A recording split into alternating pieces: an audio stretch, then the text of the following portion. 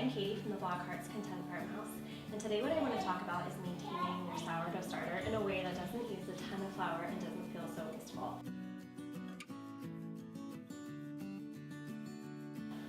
So this sourdough starter is one that I purchased from King Arthur Flour, and it came with a booklet on how to maintain it. And what they recommend is that every time you feed it, which is twice a day if you're leaving it out on the counter, you pour out all but a quarter cup and then mix in a cup of water and a cup of flour.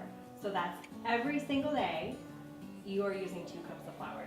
And that just seemed insanely wasteful to me because they bake a lot, but not enough to justify that.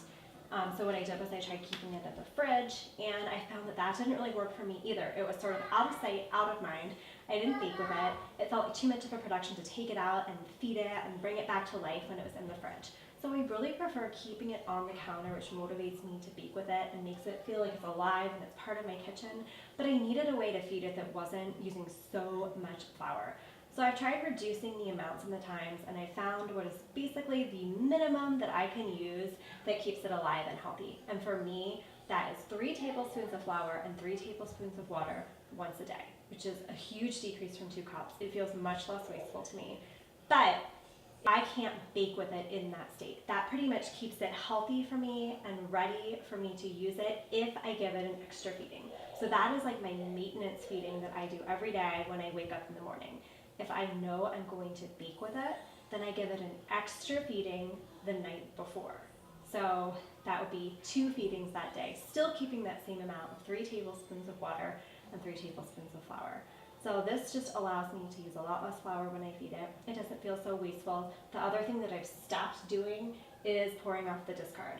So like right now, it's actually very hungry. You can see there are some bubbles, but it's not alive, like brimming up to the top of the jar. So when it gets like this and looks a little bit sluggish, I will pour off a little bit of discard, and then I will do a full 1 cup of flour and 1 cup of water. I find that I only have to do this probably every 2 weeks. And one thing that you want to keep in mind is there are recipes you can use for this discard unfed sourdough. So you can't do an artisan loaf of bread where you're using the starter and that is the only thing making your bread rise. But there are other things you can make using the discard. You can look for muffins, cupcakes, quick breads, pizza crust, anything that isn't relying on a lot of oven spring, or maybe a recipe that contains a little bit of commercial yeast or baking soda. You can use your discard starter just as a way to avoid throwing it out. So I hope that this helps you feel like you don't need to be running through flour if you want to become a sourdough baker, and keeping your starter in the fridge isn't working for you. Just reduce the amount of flour, reduce your feedings, and you'll find that there is a line that you can't cross, at which point your starter becomes too dead and it takes too much work to get it back to life. But you can cut things way back, and then right before you need it, just give it that extra feeding as a boost to help it get started.